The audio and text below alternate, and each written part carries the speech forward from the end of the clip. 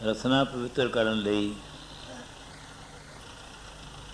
ਤੇ ਅੰਤ ਦੇ ਸਮੇਂ ਜਮਾਂ ਤੋਂ ਬਚਣ ਲਈ। ਸਭ ਗੱਜ ਕੇ ਆਖੋ ਧੰਨ ਸ੍ਰੀ ਸਤਿਗੁਰੂ ਪ੍ਰਤਾਪ ਸਿੰਘ ਜੀ। ਬਾਣੀ ਵਿੱਚ ਇਹ ਤੁਕ ਹੈ, ਜਿਨੀ ਤੁਧਨੋਂ ਧਨ ਕਹਿਆ ਤਿਨ ਜਮ ਨੇੜ ਨਾ ਆਇਆ। ਪਹਿਲਾਂ ਹੀ ਮੈਨੂੰ ਇੱਥੇ ਇੱਕ ਉਜਾਗਰ ਸਿੰਘ, ਮਲੂਕ ਸਿੰਘ ਦਾ ਲੜਕਾ, ਉਜਾਗਰ ਸਿੰਘ ਪਿਤਾ ਮਲੂਕ ਸਿੰਘ, ਉਹਦਾ ਜਦੋਂ 58 ਆਰਬੀ 'ਚ ਹੋਲਾ ਹੋਇਆ, ਉਦੋਂ ਥੋੜ੍ਹਾ ਜਿਹਾ ਚਿਰ ਪਹਿਲਾਂ ਦੀ ਉਹ ਗੱਲ ਹੈ, ਸਭ ਸਾਲ ਨਹੀਂ ਯਾਦ ਮੈਨੂੰ। ਉਹ ਅਜੇ ਜਿਉਂਦਾ ਹੈ ਮੇਰਾ ਖਿਆਲ, ਉਹਨੂੰ ਆਪ ਪੁੱਛ ਲਿਓ ਤੁਸੀਂ। ਉਹ ਕਹਿੰਦਾ ਕਿ ਮੈਂ ਨਾਮ ਸਿਮਰਨ ਕਰਦਾ ਸਾਂ ਘੰਟਾ, ਅਤੇ ਭਜਨ ਬਾਣੀ ਛੱਡ ਦਿੱਤਾ। ਕੋਈ ਸਮਾਂ ਬਤੀਤ ਹੋਇਆ, ਮੈਨੂੰ ਬੁਖਾਰ ਹੋ ਗਿਆ। ਬੁਖਾਰ ਇੰਨਾ ਜ਼ੋਰ ਨਾਲ ਹੋਇਆ ਕਿ ਮੇਰੇ ਹੋਸ਼ ਹਵਾਸ਼ ਗੁੰਮ ਹੋ ਗਏ, ਅਤੇ ਘਰਦਿਆਂ ਨੂੰ ਫਿਕਰ ਪੈ ਗਿਆ ਕਿ ਮੈਂ ਇਸ ਸੰਸਾਰ ਤੋਂ ਚਲਾ ਗਿਆ, ਅਤੇ ਸੱਚੀ ਮੁੱਚੀ ਚਲਾ ਗਿਆ ਸਾਂ ਮੈਂ। ਕਹਿੰਦਾ ਜਿਸ ਵੇਲੇ ਮੇਰਾ ਜੀਵ ਆਤਮਾ ਸਰੀਰ 'ਚੋਂ ਨਿਕਲਿਆ, ਅਤੇ ਮੈਨੂੰ ਜਮਦੂਤਾਂ ਨੇ ਫੜ ਕੇ 2 ਡੰਡੇ ਮਾਰੇ ਮੈਨੂੰ, ਅਤੇ ਉਸ ਤੋਂ ਬਾਅਦ ਇਹ ਸਾਰਾ ਕੁਝ ਜੋ ਵਰਤਿਆ ਉਹਦੇ ਨਾਲ, ਉਹਦੇ ਘਰ ਦੇ ਕੋਲ ਹੀ ਬੈਠੇ ਸਨ। ਉਹਨੂੰ ਨਹੀਂ ਪਤਾ ਵੀ ਕੌਣ ਆਏ ਸੀ ਅਤੇ ਕਿਹਨਾਂ ਨੇ ਡੰਡੇ ਮਾਰੇ। ਨਾ ਖੜਕਾ ਸੁਣਿਆ, ਨਾ ਉਹਨਾਂ ਨੇ ਬੰਦੇ ਦੇਖੇ ਨੇ। ਫਿਰ ਉਹ ਕਹਿੰਦਾ ਕਿ ਮੈਂ ਸਤਿਗੁਰਾਂ ਦਾ ਨਾਂ ਲਿਆ ਅਤੇ ਉਹਨਾਂ ਨੇ ਮੈਨੂੰ ਛੱਡਿਆ। ਫਿਰ ਇੱਕ ਗੰਦੇ ਜਿਹੇ ਪਾਣੀ ਵਿੱਚ ਇੱਕ ਖੜਲ ਜਿਹੀ ਸੀ, ਉੱਥੇ ਭੂਤ ਪ੍ਰੇਤ ਚੜੇਲਾਂ, ਕਈ ਆਦਮੀਆਂ ਦੇ ਨੇ ਹੈ ਨਹੀਂ, ਪਰ ਬਾਣੀ ਵਿੱਚ ਲਿਖਿਆ ਕਈ ਕੋਟ ਭੂਤ ਪ੍ਰੇਤ ਸੂਕਰ ਮਿਰਗਾਚ। ਉਹਨਾਂ ਨੇ ਫੜ ਲਿਆ। ਅਤੇ ਫਿਰ ਸੰਤ ਆਲਾ ਸਿੰਘ ਹੋਰੀ ਆਏ ਨੇ। ਸੰਤ ਆਲਾ ਉਹਨਾਂ ਨੇ ਆਖਿਆ ਭਈ ਬਾਹਰ ਨਿਕਲ। ਉਹਨਾਂ ਨੂੰ ਵੇਖ ਕੇ ਨਾ ਸਾਰੇ, ਕਿਸੇ ਨੇ ਆਖਿਆ ਆਲਾ ਸਿੰਘ ਆ ਗਿਆ, ਕਿਸੇ ਨੇ ਆਖਿਆ ਸੰਤ ਆ ਗਏ ਨੇ, ਕਿਸੇ ਨੇ ਆਪਣੇ ਆਪਣੇ ਮੂੰਹ ਅਨੁਸਾਰ, ਆਪਣੀ ਇੱਛਾ ਅਨੁਸਾਰ ਜੋ ਕੁਛ ਆਖਿਆ, ਉਹ ਸਾਰੇ ਭੱਜ ਗਏ ਨੇ। ਅਤੇ ਮੈਂ ਉਹਨੂੰ ਆਖਿਆ ਵੀ ਤੂੰ ਟੋਏ 'ਚੋਂ ਬਾਹਰ ਨਿਕਲ। ਉਹ ਕਹਿੰਦਾ ਕਿ ਮੈਂ ਬਾਹਰ ਕਿਸ ਤਰ੍ਹਾਂ ਨਿਕਲਾਂ, ਵੀ ਕੋਈ ਡੂੰਘਾ ਬੜਾ ਨਿਕਲਿਆ ਨਹੀਂ ਜਾਂਦਾ। ਫਿਰ ਉਹਨਾਂ ਨੇ ਹੱਥ ਆਪਣਾ ਫੜਾਇਆ ਅਤੇ ਆਖਿਆ ਇਸ ਟੋਏ ਵਿੱਚ ਪੈਰ ਰੱਖ ਕੇ ਮੇਰੇ ਖਿੱਚ ਕੇ ਬਾਹਰ ਕੱਢਿਆ ਮੈਨੂੰ। ਸੰਤਾਂ ਦੱਸਿਆ ਕਿ ਸਤਿਗੁਰਾਂ ਨੇ ਮੈਨੂੰ ਭੇਜਿਆ ਤੇਰੇ ਵਾਸਤੇ। ਤਾਂ ਮੈਨੂੰ ਨਾਲ ਲੈ ਗਏ ਨੇ। ਨਾਲ ਲਿਜਾ ਕੇ ਸੱਚੇ ਪਾਤਸ਼ਾਹ ਬੈਠੇ ਨੇ, ਸੰਤ ਗਿਆਨਾ ਸਿੰਘ ਹੋਰੀ ਚੌਲ ਕਰਦੇ ਨੇ, ਅਤੇ ਉੱਥੇ ਇੱਕ ਪਾਣੀ ਨਹੀਂ ਹੈਗਾ, ਖਾਲ ਸੁੱਕਾ ਹੈ। ਅਤੇ ਮੈਨੂੰ ਕਹਿੰਦੇ ਨੇ ਤੂੰ ਕਿਸ ਤਰ੍ਹਾਂ ਆ ਗਿਆ ਇੱਥੇ? ਮੈਂ ਕਿਹਾ ਜੀ ਪਹਿਲਾਂ ਮੈਨੂੰ ਪਾਣੀ ਪਿਆਓ, ਤੇ ਇਹ ਬੜੀ ਲੱਗੀ ਹੈ। ਸਤਿਗੁਰਾਂ ਨੇ ਹੁਕਮ ਕੀਤਾ, ਉਸ ਖਾਲ 'ਚ ਪਾਣੀ ਆ ਗਿਆ, ਮੈਂ ਪੀਤਾ। ਫਿਰ ਸਤਿਗੁਰਾਂ ਨੇ ਆਖਿਆ ਵੀ ਤੂੰ ਵੇਖ ਲੈ, ਨਾਮ ਸਿਮਰਨ ਘੰਟਾ ਛੱਡ ਦਿੱਤਾ ਹੈ ਨਾ, ਇਹ ਦੁੱਖ ਪ੍ਰਾਪਤ ਹੋਇਆ ਤੈਨੂੰ। ਹੁਣ ਤੇਰੀ ਅਜੇ ਵਾਰੀ ਨਹੀਂ, ਤੂੰ ਵਾਪਸ ਚਲਾ ਜਾ। ਉਹ ਫਿਰ ਉੱਥੋਂ ਵਾਪਸ ਆ ਗਿਆ। ਉਹਦੇ ਦੱਸਣ ਮੁਤਾਬਕ ਉਹ ਕਹਿੰਦਾ ਵੀ ਮੈਂ ਜਦੋਂ ਮੇਰਾ ਸਰੀਰ ਦੇ ਵਿੱਚ ਜੀਵ ਆਤਮਾ ਆ ਗਿਆ, ਅਤੇ ਮੈਂ ਵੇਖਿਆ ਮੇਰੇ ਲੱਕ 'ਤੇ ਜਿੱਥੇ ਡੰਡੇ ਵੱਜੇ ਸਨ ਪੀੜ ਹੁੰਦੀ ਹੈ, ਅਤੇ 2 ਨੀਲ ਪਏ ਨੇ। ਮੇਰਾ ਸਿਰਫ ਕਹਿਣ ਤੋਂ ਮਤਲਬ ਇਹ ਹੈ ਕਿ ਜਿਨੀ ਤੁਧਨੋਂ ਧਨ ਕਹਿਆ ਤਿਨ ਜਮ ਨੇੜ ਨਾ ਆਇਆ। ਉਹ ਇਸ ਤਰ੍ਹਾਂ ਬਚਿਆ। ਇੱਕ ਸਰਜੀਤ ਸਿੰਘ ਕੜਾਮ ਦਾ, ਕੜਾਮ ਜਿਹੜਾ ਕੋਹੜਾਮ ਨਹੀਂ, ਕੜਾਮ ਹੈ ਪਟਿਆਲੇ ਦੇ ਕੋਲ, ਉੱਥੇ ਰਹਿੰਦਾ, ਪਿੱਛੋਂ ਜ਼ਿਲ੍ਹਾ ਸਿਆਲਕੋਟ ਦਾ। ਉਹ ਵੀ ਇਸ ਤਰ੍ਹਾਂ ਮਾਸ ਸ਼ਰਾਬ ਖਾਣ ਪੀਣ ਲੱਗ ਪਿਆ, ਸਾਧ ਸੰਗਤ 'ਚ ਆਉਣਾ ਜਾਣਾ ਛੱਡ ਦਿੱਤਾ, ਅਤੇ ਉਹਦੇ ਨਾਲ ਵੀ ਇਸ ਤਰ੍ਹਾਂ ਦਾ ਹੀ ਕਾਰਾ ਵਰਤਿਆ। ਭਈ ਉਹਦਾ ਜੀਵ ਆਤਮਾ ਸਰੀਰ 'ਚੋਂ ਨਿਕਲ ਗਿਆ, ਅਤੇ ਸਤਿਗੁਰਾਂ ਨੇ ਉਹਨੂੰ ਜਮਦੂਤਾਂ ਤੋਂ ਛਡਾਇਆ। ਨਾਲ ਆਖਿਆ ਵੀ ਤੂੰ ਕੁੜੀ ਖੁੱਲ੍ਹਿਆਂ ਦੇ ਮੰਗ ਦਿੱਤੀ ਹੈ, ਤੂੰ ਸਾਧ ਸੰਗਤ ਨਹੀਂ ਜਾਂਦਾ, ਮੇਲਾ ਨਹੀਂ ਕਰਾਇਆ, ਤੂੰ ਖਾਣ ਪੀਣ ਲੱਗ ਪਿਆ। ਆਂਦਾ ਇਹੋ ਜਿਹਾ ਮਨ ਕਠੋਰ ਬਣਿਆ, ਉੱਥੇ ਵੀ ਨਹੀਂ ਆਖਿਆ ਵੀ ਮੈਂ ਭੁੱਲ ਗਿਆ। ਜਦੋਂ ਮਨ ਕਠੋਰ ਹੋ ਜਾਏ ਨਾ ਤੇ ਇਸ ਤਰ੍ਹਾਂ ਦਾ ਬਣ ਜਾਂਦਾ ਵੀ ਸਾਹਮਣੇ ਵੀ ਕੋਈ ਚੀਜ਼ ਕਰਕੇ ਖਾ ਦੇ ਤਾਂ ਨਹੀਂ ਮੰਨਦਾ। ਕਹਿੰਦੇ ਨੇ ਕਿ ਹਜ਼ਰਤ ਮੁਹੰਮਦ ਸਾਹਿਬ ਜਿਹੜੇ ਨਾ, ਉਹਨਾਂ ਦਾ ਇੱਕ ਰਿਸ਼ਤੇਦਾਰ ਸੀ, ਮੇਰਾ ਖਿਆਲ ਅਬੂ ਜੇਲ ਉਹਦਾ ਨਾਂ ਸੀ, ਅਤੇ ਉਹ ਨਹੀਂ ਸੀ ਮੰਨਦਾ। ਉਹ ਕਹਿੰਦਾ ਸੀ ਵੀ ਐਵੇਂ ਵਾਧੂ ਗੱਲਾਂ ਨੇ। ਉਹਨਾਂ ਆਖਿਆ ਮੈਂ ਤਾਂ ਮੰਨਾਂਗਾ, ਸੜੀ ਖਜੂਰ ਮੇਰੇ ਹੱਥ ਵਿੱਚ ਹੈ, ਇਹ ਉੱਗ ਪਵੇ, ਇਹ ਵੱਡੀ ਸਾਰੀ ਹੋ ਜਾਏ, ਇਹਨੂੰ ਫਲ ਲੱਗਣ ਅਤੇ ਮੇਰੇ ਮੂੰਹ 'ਚ ਡਿੱਗੇ, ਮੈਂ ਖਾਵਾਂ ਫਿਰ ਮੰਨਾਂਗਾ। ਇਹ ਸਾਰਾ ਕੁਛ ਹੋ ਗਿਆ ਸਾਧ ਸੰਗਤ ਜੀ, ਉਹ ਨਹੀਂ ਮੰਨਿਆ। ਫਿਰ ਵੀ ਬਾਣੀ 'ਚ ਲਿਖਿਆ, ਤੀਨ ਬਾਰ ਪਤੀਆ ਪਰ ਲੀਨਾ, ਮਨ ਕਠੋਰ ਅਜ ਹੂੰ ਨਾ ਪਤੀਨਾ। ਉਹ ਸੁਰਜੀਤ ਸਿੰਘ ਦਾ ਮਨ ਨਾ ਮੰਨਿਆ, ਸੱਚੇ ਪਾਤਸ਼ਾਹ ਚਲੇ ਗਏ। ਫਿਰ ਉਹਨਾਂ ਨੇ ਫੜ ਲਿਆ ਜਮਦੂਤਾਂ ਨੇ, ਫਿਰ ਉਹਨੇ ਯਾਦ ਕੀਤਾ ਸਤਿਗੁਰਾਂ ਨੂੰ, ਫਿਰ ਸਤਿਗੁਰਾਂ ਨੇ ਦਰਸ਼ਨ ਦਿੱਤੇ ਅਤੇ ਆਖਿਆ ਜੀ ਮੈਂ ਭੁੱਲ ਗਿਆ, ਮੈਂ ਜਿਸ ਤਰ੍ਹਾਂ ਹੁਕਮ ਹੋਏਗਾ ਉਸ ਤਰ੍ਹਾਂ ਮੰਨਾਂਗਾ। ਫਿਰ ਉਹ ਵਾਪਸ ਆਇਆ ਆਪਣੇ ਸਰੀਰ ਵਿੱਚ, ਅਤੇ ਡਾਕਟਰ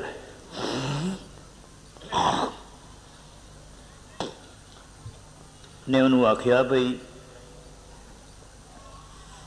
ਤੇਰੇ ਫੇਫੜੇ ਗਲ ਗਏ ਨੇ ਸ਼ਰਾਬ ਪੀ ਕੇ, ਅਤੇ ਹੁਣ ਤੂੰ ਦਵਾਈ ਕਰਾ ਚੰਗੀ ਤਰ੍ਹਾਂ ਦਾ, ਫੇਫੜੇ ਮੇਰੇ ਠੀਕ ਹੋ ਗਏ ਨੇ। ਅਤੇ ਮੈਂ ਹੁਣ ਜਿਸ ਵੇਲੇ ਉਹਨੂੰ ਇਹ ਦਰਸ਼ਨ ਹੋਇਆ, ਉੱਠ ਕੇ ਆ ਕੇ ਫਿਰ ਉਹਨੇ ਇਸ਼ਨਾਨ ਕੀਤਾ, ਇਸ਼ਨਾਨ ਕਰਕੇ ਫਿਰ ਲੰਮਾ ਪੈ ਗਿਆ। ਫਿਰ ਡਾਕਟਰ ਆਇਆ ਅਤੇ ਉਹਨੇ ਆਖਿਆ ਵੀ ਤੂੰ ਫੇਫੜੇ ਗਲ ਗਏ ਨੇ ਤੇਰੇ, ਤੂੰ ਹੁਣ ਸ਼ਰਾਬ ਨਾ ਪੀਵੇਂ ਅਤੇ ਇਲਾਜ ਕਰਾ। ਉਹਨੇ ਆਖਿਆ ਫੇਫੜੇ ਮੇਰੇ ਠੀਕ ਨੇ, ਮੈਂ ਨੰਬਰਦਾਰ ਹਾਂ, ਮੈਂ ਜਾ ਕੇ ਮਾਮਲਾ ਕਰਾਉਣਾ। ਅਤੇ ਇਹ ਕਾਰਨ ਸਾਰਾ ਜਿਹੜਾ ਹੈ ਨਾ, ਜਗਤ ਨੂੰ ਰਚਣ ਵਾਲਾ ਜਿਹੜਾ, ਉਹਦੇ ਸਾਰੇ ਕਾਰਨ ਬਣਾਏ ਨੇ, ਉਹ ਸਾਰੇ ਭੁਗਤਦਾ ਹੈ ਅਤੇ ਉਹ ਕਰਵਾਉਂਦਾ ਸਾਰਾ ਕੁਛ, ਮਨ ਦੇ ਵਿੱਚ ਵਿਚਾਰ ਲਿਆਉਂਦਾ ਉਸੇ ਤਰ੍ਹਾਂ ਦੇ ਜਿਸ ਤਰ੍ਹਾਂ ਦੇ ਉਹ ਚਾਹੁੰਦਾ, ਨਾ ਕਿਸੇ ਦਾ ਵੀ ਲਾ ਦਿੰਦਾ। ਮੇਰੇ ਵਾਸਤੇ ਬੜਾ ਕੁਛ ਆਖਿਆ ਗਿਆ, ਪਰ ਮੈਂ ਤੁਹਾਨੂੰ ਇਹ ਠੀਕ ਦੱਸਦਾ ਕਿ ਮੇਰੇ 'ਚ ਇਹ ਯੋਗਤਾ ਨਹੀਂ। ਪਰ ਜਿਹੜਾ ਧੰਨੇ ਦੇ ਨੱਕੇ ਛੱਡ ਸਕਦਾ, ਜਿਹੜਾ ਤਰਲੋਚਨ ਦੇ ਕਾਰਨ ਨੌਕਰੀ ਕਰ ਸਕਦਾ ਆ ਕੇ, ਉਹ ਸਾਰਿਆਂ ਦੇ ਆਪਣੇ ਰੂਪ ਧਾਰ ਕੇ ਜਿਸ ਤਰ੍ਹਾਂ ਵੀ ਮਰਜ਼ੀ ਵਿਖਾ ਸਕਦਾ। ਉਹ ਸੁਰਜੀਤ ਸਿੰਘ ਜਿਹੜਾ ਨਾ, ਉਹ ਆਇਆ ਵਾਪਸ, ਜਦੋਂ ਸਰੀਰ 'ਚ ਉੱਠ ਕੇ ਘਰ ਚਲਾ ਗਿਆ। ਅੰਮ੍ਰਿਤਸਰ ਹੋਲਾ ਸੀ, ਮੈਨੂੰ ਇਹ ਨਹੀਂ ਯਾਦ ਪਹਿਲਾਂ ਕਿ ਦੂਜਾ ਸੀ। ਇੱਥੇ ਆ ਕੇ ਉਹਨੇ ਨਾ ਇੱਕ ਬੰਦੇ ਨੂੰ ਘੱਲਿਆ ਵੀ ਜਾ ਕੇ ਮੇਲੇ ਦਾ ਵਕਤ ਲੈ ਕੇ ਆ। ਸਤਿਗੁਰਾਂ ਨੇ, ਗੁਰੂ ਪ੍ਰਤਾਪ ਸਿੰਘ ਸੱਚੇ ਪਾਤਸ਼ਾਹ ਨੇ ਹੁਕਮ ਦਿੱਤਾ ਵੀ ਮੇਲਾ ਤੂੰ ਨਹੀਂ ਕੀਤਾ। ਅਪਾਰ ਸਿੰਘ ਉਹਦਾ ਰਿਸ਼ਤੇਦਾਰ ਹੈ, ਉਹ ਉੱਥੇ ਆਇਆ ਮਸਤਾਨਗੜ੍ਹ। ਮੈਂ ਪੌੜੀਆਂ ਉਤਰਦਾ ਸਾਂ, ਮੇਲਾ ਬੜਾ ਭੀੜ ਬੜੀ ਸੀ, ਅਤੇ ਉਹਨੇ ਆਖਿਆ, ਉਹਨੇ ਅਰਜ਼ ਕਰਨ ਵਾਸਤੇ ਆਇਆ, ਮੈਂ ਹਟ ਜਾ ਪਰੇ, ਮੇਰੇ ਕੋਲ ਟਾਈਮ ਨਹੀਂ ਹੈਗਾ, ਵਕਤ ਨਹੀਂ ਹੈਗਾ ਗੱਲ ਸੁਣਨ ਦਾ। ਉਹ ਚਲਾ ਗਿਆ। ਸਾਧ ਸੰਗਤ ਜੀ, ਉਹਨੂੰ ਰਾਤ ਨੂੰ ਫਿਰ ਸੁਪਨਾ ਆਇਆ ਸੁਰਜੀਤ ਸਿੰਘ ਨੂੰ, ਤੂੰ ਫਿਰ ਮੇਲਾ ਕਿਉਂ ਨਹੀਂ ਲੈ ਕੇ ਆਇਆ? ਉਹਨੇ ਆਖਿਆ ਉਹ ਤਾਂ ਗੱਲ ਨਹੀਂ ਸੁਣਦਾ। ਸਤਿਗੁਰਾਂ ਆਖਿਆ ਵੀ ਤੂੰ ਕਿਸੇ ਨੂੰ ਵੀ ਘੱਲਿਆ, ਆਪ ਜਾ। ਮੈਂ ਉਹੀ ਗੱਲ ਜਿਹੜੀ ਤੈਨੂੰ ਆਖੀ ਸੀ ਨਾ ਵੀ ਕਾਰਨ ਤਾਂ ਸਤਿਗੁਰੂ ਬਣਾਉਂਦਾ, ਉਹ ਆਪਣੀ ਇੱਛਾ ਅਨੁਸਾਰ ਕਿਸੇ ਦੇ ਮਨ 'ਚ ਕੋਈ ਚੀਜ਼ ਲਿਆ ਦਿੰਦਾ। ਧਰਤੀ 'ਤੇ ਆਕਾਸ਼ ਚੜਾਵਾ, ਚੜ੍ਹੇ ਆਕਾਸ਼ ਗਿਰਾਵਾ, ਭੇਖਾਰੀ 'ਤੇ ਰਾਜ ਕਰਾਵਾ, ਰਾਜਾ 'ਤੇ ਭੇਖਾਰੀ। ਉਹਦੀ ਇੱਛਾ ਹੈ। ਸਤਿਗੁਰਾਂ ਨੇ ਉਹ ਕਿਰਪਾ ਕੀਤੀ, ਉਹਨੂੰ ਰਾਤ ਨੂੰ ਫਿਰ ਸੁਪਨਾ ਆਇਆ, ਅਤੇ ਤੂੰ ਆਪ ਜਾ ਕੇ ਕਿਉਂ ਨਹੀਂ ਆਉਂਦਾ? ਸਾਧ ਸੰਗਤ ਜੀ, ਉਹ ਆਪ ਮੇਰੇ ਕੋਲ ਆਇਆ। ਮੈਨੂੰ ਤਾਂ ਬੜੀ ਪੁਰਾਣੀ ਗੱਲ ਯਾਦ ਨਹੀਂ, ਜਿਸ ਤਰ੍ਹਾਂ ਉਹ ਦੱਸਦਾ। ਉਹ ਆਪ ਆਇਆ ਮੇਰੇ ਕੋਲ ਅਤੇ ਮੈਨੂੰ ਮਿਲ ਪਿਆ। ਆਉਂਦੇ ਮੈਂ ਉਹਨੂੰ ਆਖਿਆ ਵੀ ਬਲਕਾਰ ਸਿੰਘ ਸੇਵਕ ਸੀ, ਮੈਂ ਫਲਾਣੇ ਦਿਨ ਕੱਟ ਕੇ ਨਾ ਇਹਨੂੰ ਮੇਲਾ ਦੇ ਦਿਓ। ਅਤੇ ਇਹ ਸਾਰਾ ਕਾਰਨ ਆਪ ਅਕਾਲ ਪੁਰਖ ਬਣਾਉਂਦਾ, ਉਹਦੀ ਇੱਛਾ ਅਨੁਸਾਰ ਸਾਰਾ ਬਣਦਾ। ਪਰ ਉਹਦਾ ਹੋਣਾ ਬਹੁਤ ਜ਼ਰੂਰੀ ਹੈ। ਸਾਡੇ 'ਤੇ ਉਹਦੀ ਮੋਹਰ ਲੱਗਣੀ, ਸਾਡੇ ਗਲ ਉਹਦਾ ਪਟਾ ਪਿਆ ਹੋਵੇ, ਅਤੇ ਕਹਿੰਦੇ ਨੇ ਪਟੇ ਵਾਲੇ ਕੁੱਤੇ ਨੂੰ ਕੋਈ ਜ਼ਹਿਰ ਨਹੀਂ ਦਿੰਦਾ। ਅਸੀਂ ਨਾਮਧਾਰੀ ਖਵਾਉਂਦੇ ਹਾਂ, ਨਾਮ ਕਿੰਨਾ ਕੁ ਸਾਡੇ ਕੋਲ ਜਪਿਆ ਜਾਂਦਾ। ਮੈਨੂੰ ਇਸ ਤਰ੍ਹਾਂ ਜਾਪਦਾ ਜਿਸ ਤਰ੍ਹਾਂ ਨਾ ਕੋਈ ਬਹੁਤ ਮਾੜਾ ਜਿਹਾ ਆਦਮੀ ਹੋਵੇ ਅਤੇ ਉਹਨੂੰ ਮੁਖੌਲ ਨਾਲ ਆਖਣ ਭਲਵਾਨ ਜੀ। ਅਤੇ ਸਾਡੀ ਇਹ ਹਾਲਤ, ਇੱਥੇ ਸਾਡੇ ਵਾਸਤੇ ਹੁਕਮ ਹੈ ਕਿ ਦਿਨ ਰਾਤੀ ਅਰਾਧੋ ਪਿਆਰੋ, ਨਿਮਖ ਨਾ ਕੀਜੈ ਢੀਲਾ। ਉੱਥੇ 1 ਘੰਟਾ ਵੀ ਸਾਡੇ ਵਾਸਤੇ ਬੜਾ ਮੁਸ਼ਕਿਲ ਹੈ, ਅਤੇ ਉਹ ਬਹੁਤ ਜ਼ਰੂਰੀ ਹੈ। ਸਤਿਗੁਰਾਂ ਨੇ ਕਿੰਨੀ ਛੋਟ ਕੀਤੀ ਹੈ ਕਿ 1 ਘੰਟਾ ਨਾਮ ਸਿਮਰਨ ਜੇ ਕਰੋਗੇ ਤਾਂ ਸਤਿਗੁਰੂ ਰਾਮ ਸਿੰਘ, ਸਤਿਗੁਰੂ ਪ੍ਰਤਾਪ ਸਿੰਘ ਦੀ ਜ਼ਿੰਮੇਵਾਰੀ ਸਾਡੇ 'ਤੇ ਆ ਜਾਂਦੀ ਹੈ।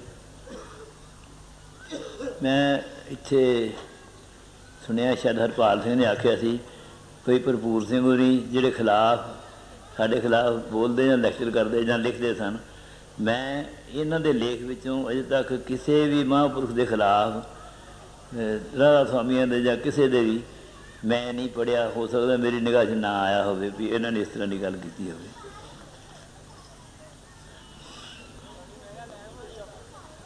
ਜਿਸ ਤਰ੍ਹਾਂ ਅਸੀਂ ਇੱਥੇ ਬੈਠਦੇ ਹਾਂ, ਇੱਥੋਂ ਕੁਛ ਲੈ ਕੇ ਜਾਣਾ, ਜਿਹੜੀਆਂ ਗੱਲਾਂ ਇੱਥੇ ਸੁਣੀਆਂ, ਜਿਹੜੀ ਬਾਣੀ ਸੁਣੀ ਹੈ, ਉਹਦੇ ਵਿੱਚ ਉਹਦਾ ਸਾਡੇ 'ਤੇ ਕੁਝ ਅਸਰ ਹੋਵੇ। ਜੇ ਇਸ ਗੱਲ ਦਾ ਹੀ ਅਸਰ ਹੋ ਜਾਏ, ਏਕ ਭਗਤ ਭਗਵਾਨ ਜੇ ਪ੍ਰਾਣੀ ਕੈ ਨਾਹਿ ਮਨ, ਜੈਸੇ ਸੂਕਰ ਸਵਾਨ ਨਾਨਕ ਮਾਨੋ ਤਾਹੇ ਤਨ।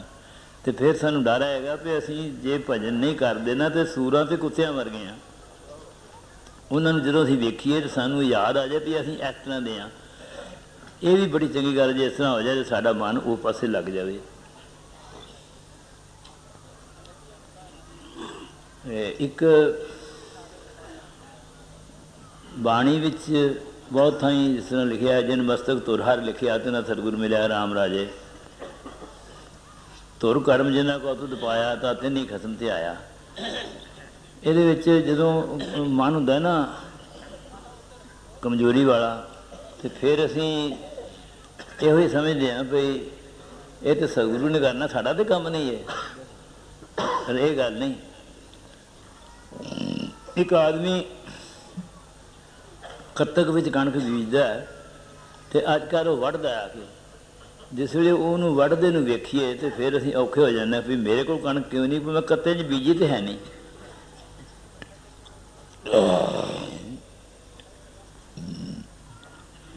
ਇਸ ਤਰ੍ਹਾਂ ਹੀ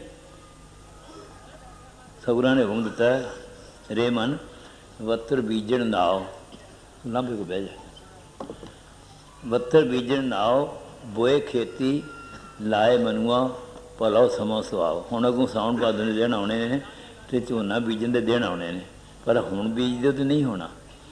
ਕੁਰਤਾ ਬੀਜ ਬੀਜੈ ਨਹੀਂ ਜੰਮੈ।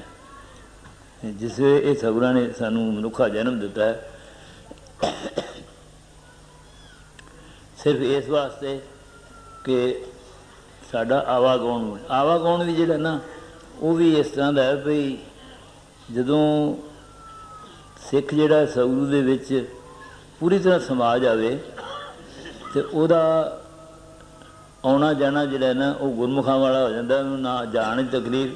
ਭਾਈ ਹੀਰਾ ਸੁਰਾਂ ਨੇ ਇਸੇ ਵਾਸਤੇ ਆਖਿਆ ਸੀ ਨਾ, ਤੂੰ ਇਹ ਸਮਝ, ਅੰਗਰੇਜ਼ ਨੂੰ ਆਖਿਆ ਸੀ ਵੀ ਅਸੀਂ ਕਿਸੇ ਮਾਂ ਦਾ ਪੇਟ ਗੰਦਾ ਕਰਕੇ ਅਤੇ ਫਿਰ ਆਏ ਖੜਦੇ ਜਿੰਨੇ ਜੇ ਤੈਨੂੰ ਕੱਢ ਨਹੀਂ ਲੈਂਦੇ ਅਸੀਂ ਜਾਂਦੇ ਨਹੀਂ, ਮਰਦੇ ਖਤਮ ਨਹੀਂ ਹੁੰਦੇ ਸੀ।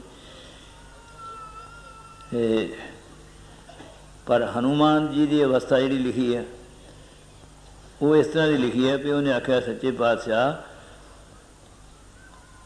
ਹੋਰ ਕਿਸੇ ਚੀਜ਼ ਦੀ ਲੋੜ ਨਹੀਂ, ਇੱਕੋ ਲੋੜ ਹੈ ਵੀ ਜਦੋਂ ਤੂੰ ਇਸ ਸੰਸਾਰ 'ਤੇ ਆਵੇਂ ਤੇਰੇ ਨਾਲ ਹੀ ਆਈਏ, ਤੇਰੇ ਨਾਲ ਹੀ ਚਲੇ ਜਾਈਏ। ਉਹ ਆਵਾਗਾਉਣ ਨਹੀਂ, ਉਹਦੇ ਵਿੱਚ ਸਮਾ ਜਾਂਦੇ ਨੇ, ਉਸ ਤਰ੍ਹਾਂ ਦੇ ਹੀ ਹੋ ਜਾਂਦੇ ਨੇ। ਹਨੂੰਮਾਨ ਨੇ ਆਖਿਆ ਸੀ ਨਾ, ਮੈਂ ਪਾਉਣ ਆਉਂਦੀ ਅਤੇ ਪਾਉਣ ਦਾ ਰੂਪ, ਉਹਨੇ ਗਰੜ ਜੀ ਨੇ ਪਾਉਣ ਆਉਂਦੀ ਅਤੇ ਪਾਉਣ ਦਾ ਰੂਪ ਹੋ ਜਾਣਾ, ਅੱਗ ਦੀ ਪਰਲੋ ਆਉਂਦੀ ਤਾਂ ਅੱਗ ਦਾ ਰੂਪ ਹੋ ਜਾਣਾ, ਅਤੇ ਉਹਦੇ ਵਿੱਚ ਸਮਾ ਜਾਂਦੇ ਨੇ। ਜੇ ਤੁਸੀਂ ਦਸਮ ਗ੍ਰੰਥ ਪੜ੍ਹੋ ਨਾ, ਬੜਾ ਕੁਛ ਉਹਦੇ 'ਚ ਲਿਖਿਆ ਹੈ, ਬਹੁਤ ਸਿੱਖਿਆਦਾਇਕ ਗੱਲਾਂ ਨੇ। ਕਿ ਰਾਕਸ਼ਸ ਜਿਹੜੇ ਸਨ ਨਾ, ਉਹ ਜਿਹੜੇ ਤੀਰ ਮਾਰਦੇ ਸਨ, ਉਹ ਅਕਾਲ ਪੁਰਖ ਨਾਲ ਜਿਸ ਵੇਲੇ ਜੰਗ ਹੋਇਆ ਨਾ, ਆਖਰੀ ਸਤਸੰਗ ਦਾ ਜਿਹੜਾ ਚਰਿੱਤਰ ਲਿਖਿਆ ਉਹਦੇ 'ਚ ਲਿਖਿਆ ਹੈ ਕਿ ਜਿਹੜਾ ਤੀਰ ਮਾਰਦੇ ਸਨ ਉਹਦੇ ਵਿੱਚ, ਕਿਉਂਕਿ ਤੀਰ ਜਿਹੜਾ ਬਣਿਆ ਜਿਸ ਲੋਹੇ ਦਾ, ਉਹ ਲੋਹਾ ਆਪ ਹੀ ਹੈ ਸਾਰਾ, ਉਹ ਹਰ ਇੱਕ ਚੀਜ਼ ਆਪ ਹੀ ਹੈ ਸਾਰਾ, ਉਹਦੇ ਵਿੱਚ ਜਾ ਕੇ ਸਮਾ ਜਾਂਦਾ ਸੀ, ਉਹਦਾ ਪਤਾ ਹੀ ਨਹੀਂ ਸੀ ਲੱਗਦਾ। ਜੇ ਕੋਈ ਵੀ ਸ਼ਸਤਰ ਚੱਲਦਾ ਸੀ, ਜਿੱਥੇ ਦੁਰਗਾ ਨਾਲ ਜੰਗ ਉੱਥੇ ਵੀ ਲਿਖਿਆ ਫੂਲ ਮਾਲ ਹੋਏ ਗਏ, ਉਹ ਮਾਲਾ ਦੇ ਫੁੱਲਾਂ ਦੇ ਮਾਲਾ ਬਣ ਕੇ ਪੈ ਜਾਂਦੇ ਸਨ ਅਤੇ ਉਹ ਬੜੇ ਅਚਰਜ ਹੁੰਦੇ ਸਨ ਦੈਤ ਜਿਹੜੇ ਸਨ। ਸੋ ਉਹ ਅਵਸਥਾ ਜਿਹੜੀ ਹੈ ਹਨੂੰਮਾਨ ਦੀ, ਉਹ ਆਵਾਗਾਉਣ ਵਾਲੀ ਨਹੀਂ ਹੈ, ਜਾਣ ਆਉਣੀ ਉਹ ਵੀ, ਪਰ ਉਹਦੇ ਨਾਲ ਹੈ। ਜੇਲ੍ਹ ਵਿੱਚ ਕੈਦੀ ਵੀ ਹੁੰਦੇ ਨੇ, ਸੁਬੰਡਟ ਵੀ ਜੇਲ੍ਹ 'ਚ ਜਾਂਦਾ, ਲੇਕਿਨ ਉਹਨਾਂ ਦੀ ਆਪਣੀ ਆਪਣੀ ਹਾਲਤ ਵੱਖਰੀ ਹੈ।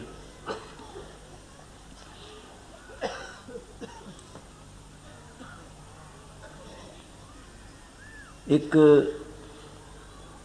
खाश है साड़ी जिहड़ी वो इस तरह नहीं बन जाती है जिहड़ी सानू अपने राह तो लांभे कर दिंदी है। एक खाश वो है जिहड़ी सानू इस संसार से जो कुछ करने वास्ते आए हैं वो वाल नूं प्रेरदी है। एक रुलदू सिंह जी कल भी दसिया ही, पता मैं अगे किसी दिन दसिया, एक रुलदू सिंह जी सवाजपुर दे होए ने।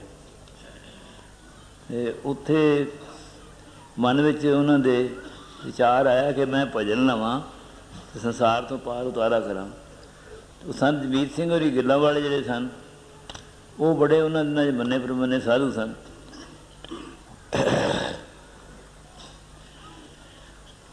पर ये गल बहुत याद रखने वाली है, किन्ना भी साधु होवे सच्चे पातशाह उपदेश आउंदा वो हमेशा साहिब वस्तो मां हमेशा बंदा है। उन्होंने मन च किसी वेले शंका हुई, बड़े कर्मकांडी सन। और सतगुरु राम सिंह ने आख्या भी बख्श वड्डी चीज़ है। बख्शिश जी है ना यहो जी चीज़ है जी तुम जाओ तो तुम रोटी खानी है होटल से पैसे दो मुल लो, पर जो तुम बख्श दिंदा बगैर पैसों तो उन्होंने ये उसने बख्शीश की इस तरह किया। उन्होंने मन विचार आया कि वो फिर संत जमीत सिंह उन्होंने को गए। संत जमीत सिंह ने जो सन जो उन्होंने मन से इस तरह की गल आई तो कई दिन इस तरह के विचार रहे।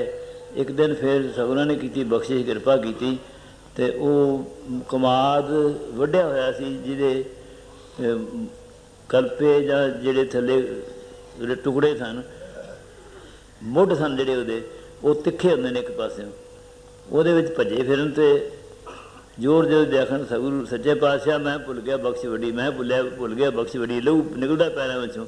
पर उसकी हालत का उन्होंने ही पता जे वो संत जिहड़े सन जमीत सिंह होरी उन्होंने कोल रुलदू सिंह होरी जाते हैं तो उन्होंने कहते हैं संत जी मैनू नाम दिओ। संतां ने आख्या भी तू जा एक साल पर, बहुत ध्यान नाल सुनो गल, भी एक साल पर बैठ जाके अमृत वेले इशनान करके तेनों आपे नाम मिलेगा। जिन्हां दी खाश है ना ये उन्हां दी गल्लां ने। वो पंडित जी आंदे गोपाल सिंह जी कई बार जो आदमी जाता ना अरदास कराउंदा कि हे अकाल पुरख सच्चे पातशाह मैं तेरे दरबार आया मैनू ट्रैक्टर मिल जाए।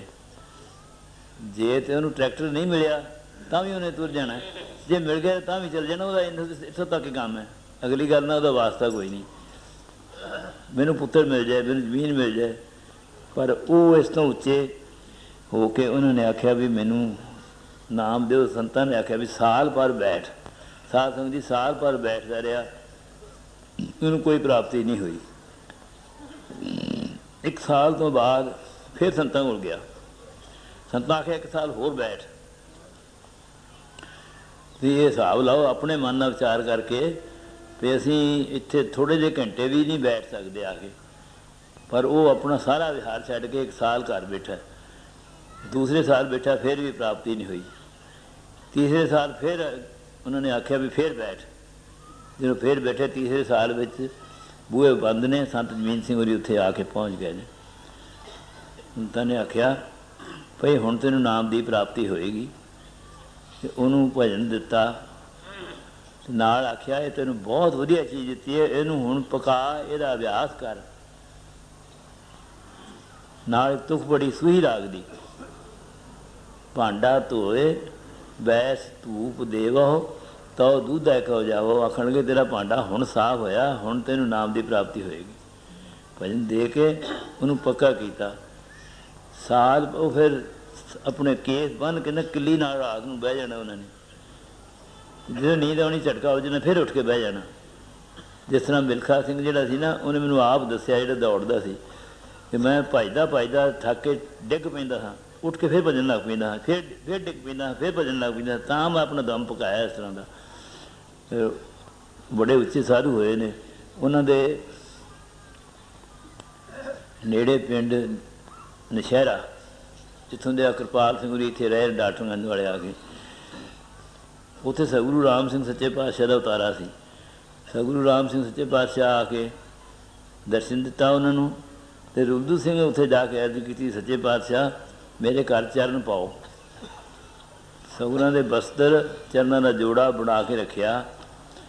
ਜਿਸ ਵੇਲੇ ਸਤਿਗੁਰੂ ਰਾਮ ਸਿੰਘ ਸੱਚੇ ਪਾਤਸ਼ਾਹ ਘਰ ਆਏ, ਅਰਜ਼ ਮਨਜ਼ੂਰ ਹੋ ਗਈ, ਅਤੇ ਉਹਨੇ ਲਿਆ ਕੇ ਨਾ ਸਾਰੇ ਬਸਤਰ ਵਗੈਰਾ ਮੱਥਾ ਟੇਕਦੇ, ਜੋੜਾ ਨਾ ਮੱਥਾ ਟੇਕਿਆ। ਮਨ ਵਿੱਚ ਇਹ ਗੱਲ ਆ ਗਈ ਇਹ ਜੋੜਾ ਜਿਹੜਾ ਹੈ ਸਖਤ ਹੈ, ਸਤਿਗੁਰਾਂ ਦੇ ਚਰਨ ਕੋਮਲ ਨੇ, ਨਵਾਂ ਜੋੜਾ ਇਹ ਲੱਗੇਗਾ ਸਭ।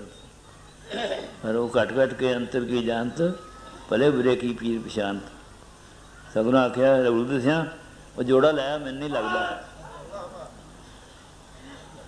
ਮੱਥਾ ਟੇਕਿਆ ਅਤੇ ਬਹੁਤ ਵੱਡੇ ਸਾਧੂ ਹੋਏ ਨੇ।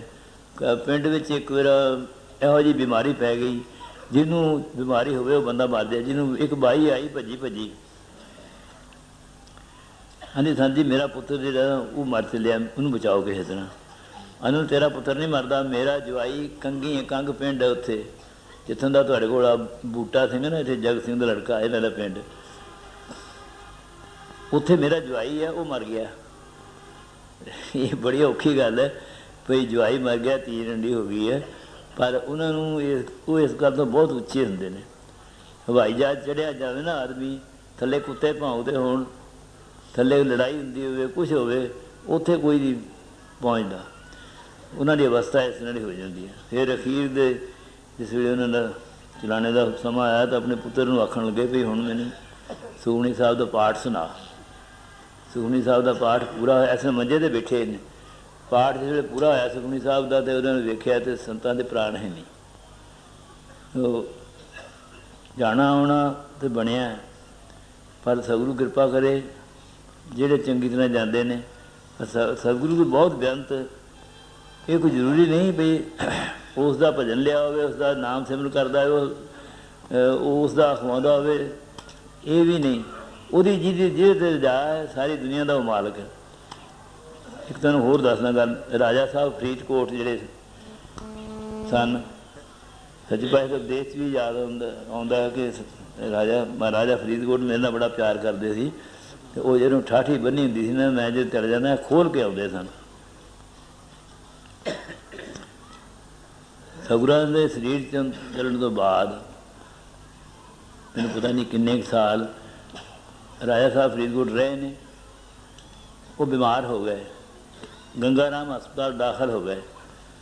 ਜਿਸ ਵੇਲੇ ਅੰਤ ਦਾ ਸਮਾਂ ਆਇਆ, ਫਿਰ ਨਰਸਾਂ ਨੂੰ ਆਉਂਦੇ ਨੇ ਕੁਰਸੀ ਲਿਆਓ, ਕੁਰਸੀ ਛੇਤੀ।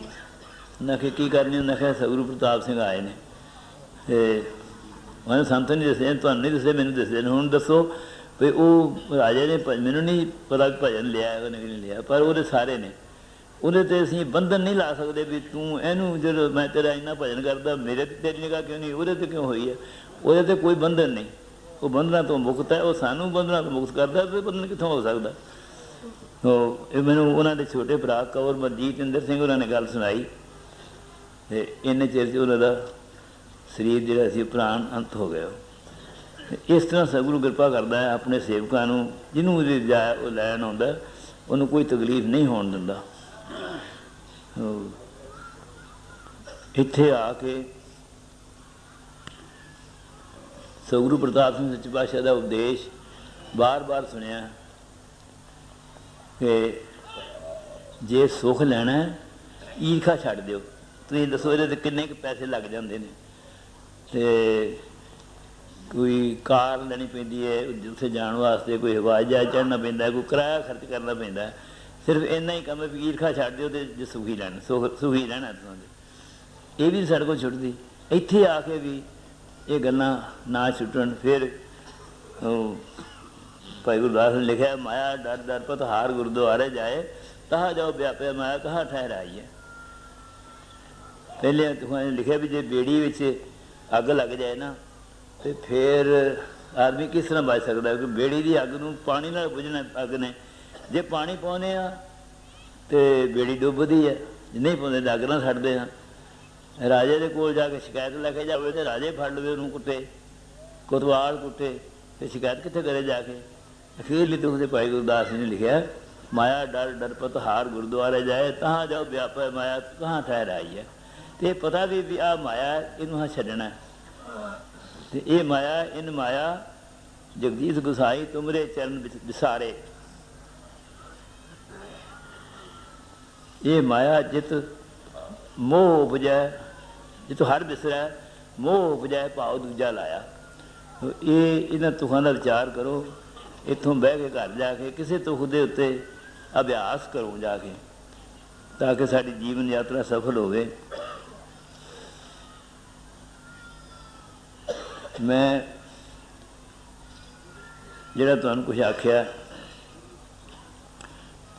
ਜਿੰਨੀਆਂ ਚੰਗੀਆਂ ਗੱਲਾਂ ਨੇ ਇਹ ਸਾਰੀਆਂ ਸਤਿਗੁਰੂ ਦੀ ਕਿਰਪਾ ਨਾਲ ਅੰਦਰ ਆਉਂਦੀਆਂ ਨੇ ਤੇ ਸੁਣਨ ਦਾ ਸਮਾਂ ਮਿਲਦਾ। ਸਾਡੇ ਪੈਸੇ, ਸਾਡਾ ਮਨ, ਉਸ ਤਰ੍ਹਾਂ ਵੀ ਉਹਨਾਂ ਨੇ ਲਿਖਿਆ ਤਨ ਮਨ ਧਨ ਸਭ ਸੌਂਪ ਗੁਰ ਕੋ ਹੁਕਮ ਮੰਨਿਆ ਪਾਈਐ।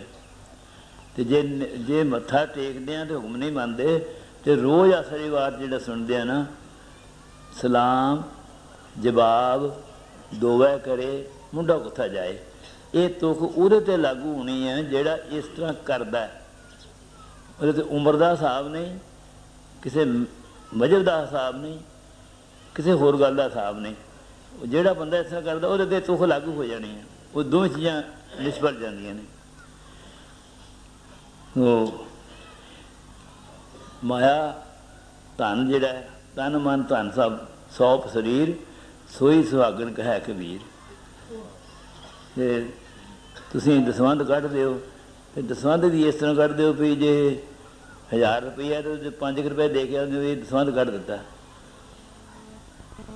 ਜਦੋਂ ਆਦਮੀ ਨੇ ਪੈਲੀ ਵਿੱਚ ਬੀਜ ਪਾਉਣਾ ਹੈ, ਉਸ ਵੇਲੇ ਤਾਂ ਕਸਾਰਾ ਕਰੇ ਅਤੇ ਵੱਢਣ ਵੇਲੇ ਸੋਚੇ ਵੀ ਮੈਂ ਬਹੁਤ ਸਾਰਾ ਫਸਲ ਵੱਢ ਲਵਾਂ, ਇਹ ਕਿਸ ਤਰ੍ਹਾਂ ਹੋ ਸਕਦਾ। ਸੋ ਦਸਵੰਧ ਦਿਆ ਕਰੋ। ਅਤੇ ਜਿਹੜੇ ਦਸਵੰਧ ਦੇ ਪੈਸੇ ਨੇ ਉਹ ਤੁਹਾਡੇ ਕਿਸੇ ਸਿਨੇਮੇ 'ਤੇ ਨਹੀਂ ਲੱਗਣੇ, ਵਕੀਲ 'ਤੇ ਨਹੀਂ ਲੱਗਣੇ, ਉਹ ਪੈਸੇ ਤੁਹਾਡੇ ਬਚ ਜਾਂਦੇ ਨੇ। ਇੱਕ ਪਾਠਾਂ ਵਾਸਤੇ ਤੁਹਾਨੂੰ ਅੱਗੇ ਵੀ ਅਰਜ਼ ਕੀਤੀ ਸੀ ਕਿ ਕਹਿ ਤਾਂ ਕੋਈ ਨਹੀਂ ਸਕਦਾ ਕਿ ਕਦੋਂ ਦਰਸ਼ਨ ਹੋਣੇ ਨੇ, ਪਰ ਗੁਰੂ ਪ੍ਰਤਾਪ ਸਿੰਘ ਸੱਚੇ ਪਾਤਸ਼ਾਹ ਦੇ ਉਪਦੇਸ਼ ਕਈ ਵਾਰੀ ਸੁਣਿਆ ਵੀ ਹੁਣ ਸਮਾਂ ਨੇੜੇ ਹੀ ਹੈ। ਨੇੜੇ ਜਿਹੜਾ ਉਹਦੀ ਕੋਈ ਕੋਹ ਜਾਂ ਕੋਈ ਵਕਤ ਨਹੀਂ ਗਿਣਿਆ ਹੋਇਆ। ਕਈ ਆਦਮੀ ਇਸ ਤਰ੍ਹਾਂ ਭੁਲੇਖਾ ਵੀ ਪਾਉਂਦੇ ਨੇ। ਮੈਂ ਸਿਰਫ ਇਹ ਤੁਹਾਨੂੰ ਅਰਜ਼ ਕੀਤੀ ਹੈ ਭਈ ਸਤਿਗੁਰਾਂ ਦੇ ਹੁਕਮ ਮੁਤਾਬਕ ਚੱਲਿਆ ਜਾਵੇ। ਸੱਚੇ ਪਾਤਸ਼ਾਹ ਦੇ ਉਪਦੇਸ਼ 'ਚ ਰਿਕਾਰਡ ਹੋਇਆ ਭਈ ਕਈ ਆਦਮੀਆਂ ਦੇ ਨੇ 1 ਘੰਟਾ ਜੋ ਕਰਦੇ ਹੋ, ਬਾਕੀ ਘੰਟੇ ਕਿੱਥੇ ਜਾਂਦੇ ਨੇ। ਸੱਚੇ ਪਾਤਸ਼ਾਹ ਸ਼ੁਕਰ ਕਰੋ 1 ਘੰਟਾ ਕਰਦੇ ਹਾਂ। ਮੈਨੂੰ ਪਤਾ ਜਿਨ੍ਹਾਂ ਨੇ ਆਖਿਆ ਪਰ ਮੈਂ ਨਾਂ ਨਹੀਂ ਲੈਣਾ ਕਿਸੇ ਦਾ। ਇਸ ਤਰ੍ਹਾਂ ਕੋਲੋਂ ਆਇਆ ਵੀ ਕਹਿੰਦੇ ਸਿਕੰਦਰ ਜਿਹੜਾ ਸੀ ਨਾ, ਸਾਰੀ ਦੁਨੀਆ ਨੂੰ ਜਿੱਤਦਾ ਜਿਸ ਵੇਲੇ ਉਹਨੇ ਆਖਿਆ ਦੇਵਤੇ ਜਿਹੜਾ ਅੰਮ੍ਰਿਤ ਪੀਂਦੇ ਨੇ ਉਹ ਕਿੱਥੇ ਹੈ, ਮੈਂ ਉੱਥੇ ਜਾਵਾਂ। ਉੱਥੇ ਪਹੁੰਚ ਗਿਆ। ਦੇਵਤਿਆਂ ਨੇ ਸੋਚਿਆ ਵੀ ਇਹ ਤਾਂ ਬਹੁਤ ਕੰਮ ਖਰਾਬ ਹੋਣਾ ਜੇ ਪੀ ਗਿਆ। ਅਤੇ ਇੱਕ ਅਪਸ਼ਰਾ ਦੀ ਡਿਊਟੀ ਲਾਈ ਉਹਨਾਂ ਨੇ, ਨਾਂ ਭੁੱਲ ਗਿਆ ਉਹਦਾ। ਉਹਨੂੰ ਆਖਿਆ ਵੀ ਤੂੰ ਨਾ ਅੰਮ੍ਰਿਤ ਨਹੀਂ ਪੀਣ ਦੇਣਾ ਉਹਨੂੰ। ਉਹ ਇੱਕ ਗਲਿਆ ਸੜਿਆ ਜਿਹਾ ਪੰਛੀ ਬਣ ਕੇ ਨਾ ਅੰਮ੍ਰਿਤ ਦੇ ਕਲਸ਼ ਕੋਲ ਬਹਿ ਗਿਆ ਜਾ ਕੇ। ਸਿਕੰਦਰ ਜਿਸ ਵੇਲੇ ਉੱਥੇ ਪਹੁੰਚਿਆ ਉਹਦੀ ਹਾਲਤ ਵੇਖੀ। ਉਹਨੇ ਆਖਿਆ ਤੂੰ ਇਸ ਤਰ੍ਹਾਂ ਦੀ ਕੀ ਹਾਲਤ ਤੇਰੀ ਕਿਵੇਂ ਬਣੀ ਹੈ? ਆਂਦਾ ਭੈੜਾ ਪਾਣੀ ਪੀ ਕੇ ਬਣ ਗਈ ਮੇਰੀ ਹਾਲਤ ਇਸ ਤਰ੍ਹਾਂ ਦੀ। ਉਹ ਉੱਥੋਂ ਹੋ ਕੇ ਵਾਪਸ ਮੁੜ ਆਇਆ। ਕਈ ਇਸ ਤਰ੍ਹਾਂ ਦੇ ਕੰਮ ਹੁੰਦੇ ਨੇ ਜਿਹੜੇ ਲੋਕ ਭੁਲੇਖਾ ਪਾਉਂਦੇ ਨੇ। ਕਈ ਆਦਮੀਆਂ ਨੇ ਤੂੰ ਫਲਾਣੇ ਕੋਲ ਸਰਾਫ ਨਾ ਲੈ ਲਈ। ਪਹਿਲੀ ਗੱਲ ਤਾਂ ਇਹ ਹੈ ਵੀ ਵਰ ਸਰਾਫ ਜਿਹੜਾ ਸਾਧੂ ਤਾਂ ਦਿੰਦਾ ਹੀ ਨਹੀਂ ਇਸ ਤਰ੍ਹਾਂ ਕਦੇ, ਜਿਹੜਾ ਸਤਿਗੁਰੂ ਨੂੰ ਮਿਲਣ ਵਾਲਾ, ਨਾਮ ਜਪਣ ਵਾਲਾ। ਦੂਸਰੀ ਗੱਲ ਇਹ ਹੈ ਵੀ ਸੁਖਦੇਵ ਜੀ ਜਿਹੜੇ ਸਨ ਨਾ ਉਹ 16 ਕਲਾ ਸੰਪੂਰਨ ਸਨ। ਅਤੇ ਰਾਜੇ ਜਨਕ ਕੋਲ ਗਏ, ਗੁਰੂ ਧਾਰਿਆ ਅਤੇ ਉਹਨਾਂ ਦੇ ਕੁਛ ਕੰਮ ਵੇਖ ਕੇ ਉਹਨਾਂ ਦੇ ਮਨ 'ਚ ਸ਼ੰਕਾ ਹੋ ਗਈ। ਇਹ ਆਖਿਆ ਵੀ ਕੁਛ ਨਹੀਂ, ਮਨ 'ਚ ਸ਼ੰਕਾ ਹੋਈ। ਉਹਦੀ 16 ਕਲਾ 'ਚ ਸਤਿ ਸ੍ਰੀ ਅਕਾਲ ਹੋ ਗਈਆਂ। ਜਿਹਨੇ ਕਲਾ ਹੀ ਮੁੱਕ ਗਏ ਨੇ ਉਹਨੇ ਸਰਾਪ ਕੀ ਦੇਣਾ, ਆਖਣਾ ਕੀ ਹੈ ਉਹਨੇ।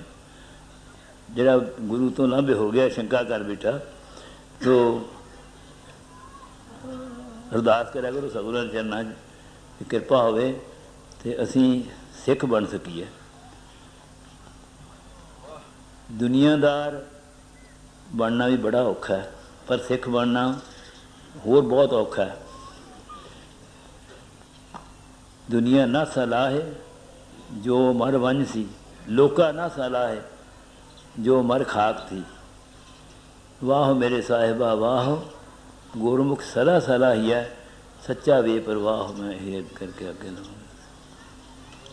ਪਰਮ ਸਤਿਕਾਰਯੋਗ ਸਾਧ ਸੰਗਤ, ਮਨ ਬਿਰਤੀ ਇਕਾਗਰ ਕਰਨ ਲਈ, ਰਸਨਾ ਪਵਿੱਤਰ ਕਰਨ ਲਈ ਸਭ ਗੱਜ ਕੇ ਆਖੋ ਧੰਨ ਸ੍ਰੀ ਸਤਿਗੁਰੂ ਪ੍ਰਤਾਪ ਸਿੰਘ ਜੀ। आपने कुछ दिनों तो सत्संग किया, गुरबाणी का पाठ शब्द सुने ने, विद्वानों के विचार इस बारे सुने ने कि इस संसार ते असीं किस लिए आए हाँ। असां ये वेशभूषा इस तरह के कपड़े क्यों पाए ने, असी इत्थों जाण दे वेले किस तरह जाना है ते कित्थे जाके रहना है। इस तरह के दो ढंगां दे विचार साडे सामने आउंदे ने। एक तो ये है कि इस संसार तो जाके जमना मरना मुक जाता है, एक थां ते साडा टिकाणा हो जाता है। दूसरे विचार ये ने हनुमान जी वाले कि जदों तू आवें तेरे नाल आइए, जदों तू चला जावें तेरे नाल ही जाइए।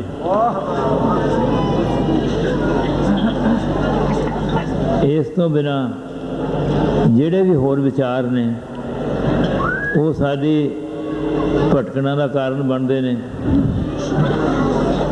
वो विचार सानू गलत पासे ले जाते हैं। इस तरह होंदा है, भाई गुरदास जी ने लिखा कि काहू दिशा को पवन गवन का बरखा होए। एक पासों हवा चलती है तो बारिश आ जाती है। काहू दिशा को पवन बादल बिलात है। काहू जल पान किए रात अरोग देही। एक जल पानी वो है छकिया शरीर नूं ताकत मिलती है, स्फूर्ति मिलती है।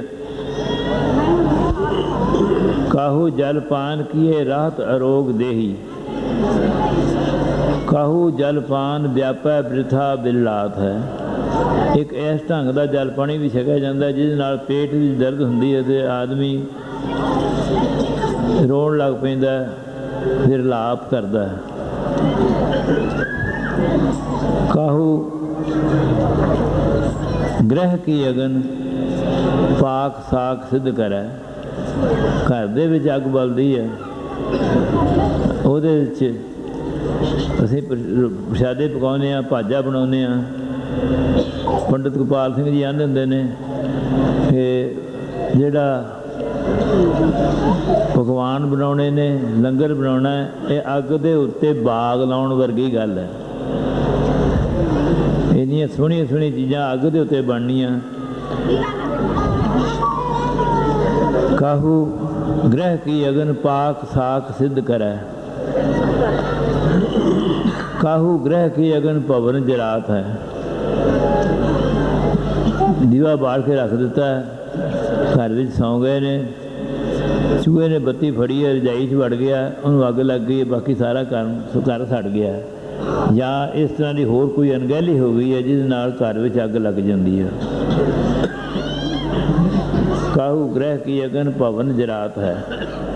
एक इस तरह की अग भी आंदे ने कि इस घर को आग लगी, इस घर के चिराग से। इस तरह ही चौथी तुख विच भाई गुरदास जी दसदे ने ਕਾਹੂ ਕੀ ਸੰਗਤ ਮਿਲ ਜੀਵਨ ਮੁਕਤ ਹੋਏ।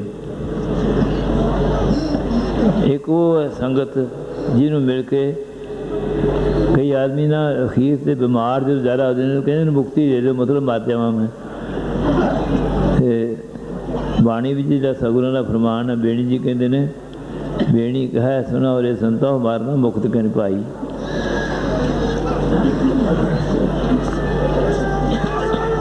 ਕਾਹੂ ਕੀ ਸੰਗਤ ਮਿਲ ਜੀਵਨ ਮੁਕਤ ਹੋਏ। ਉਹ ਜਿਉਂਦੇ ਹੀ ਮੁਕਤ ਹੋ ਜਾਂਦੇ ਨੇ। ਉਹਨਾਂ ਨੂੰ ਘਰ ਦਾ ਮੋਹ, ਦੁਨੀਆ ਦਾ ਲਾਲਚ, ਤ੍ਰਿਸ਼ਨਾ, ਇਹ ਸਾਰੀ ਮੁੱਕ ਜਾਂਦੀ ਹੈ।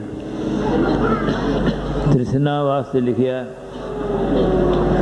ਇਹਨੂੰ ਕੁੱਤੀ ਵੀ ਲਿਖਿਆ। ਤ੍ਰਿਸ਼ਨਾ ਬਿਰਲੇ ਹੀ ਕੀ ਬੁਝੀ ਹੈ, ਕੋਟ ਜੋਰੇ ਲਾਖ ਕਰੋਰੇ, ਮਨ ਨਾ ਹੋ ਰਹਾ ਪਰਾ ਪਰਾ ਹੀ ਕੋ ਲੁਝੀ ਹੈ। ਤੁਸੀਂ ਸਤਿਗੁਰੂ ਪ੍ਰਤਾਪ ਸਿੰਘ ਸੱਚੇ ਪਾਤਸ਼ਾਹ ਦੇ ਉਪਦੇਸ਼ ਵਿੱਚ ਸੁਣਿਆ ਕਿ ਗੁਰੂ ਅਰਜਨ ਸੱਚੇ ਪਾਤਸ਼ਾਹ ਵੇਲੇ ਉਹਨਾਂ ਦੇ ਪਰਿਵਾਰ ਦੇ ਜੀ